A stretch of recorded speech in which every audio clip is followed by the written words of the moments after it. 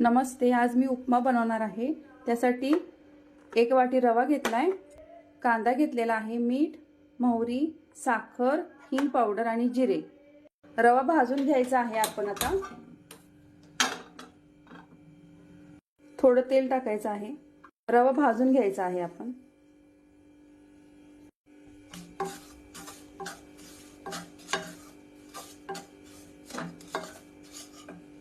रवा भाजून झालेला आहे आपला, आता काढून घ्यायचा आहे आपण। आता तेल टाकायचं आहे कढईमध्ये, मोहरी टाकायची आहे, जिरे टाकायचे आहेत, कांदा टाकायचा आहे, 1 मिरची टाकायची आहे बारीक करून,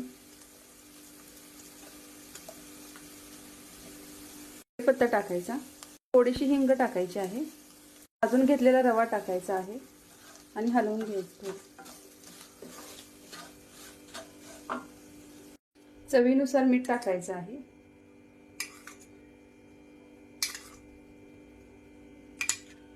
थोडी साखर टाकायची, गरम पाणी टाकायचं आहे थोडं।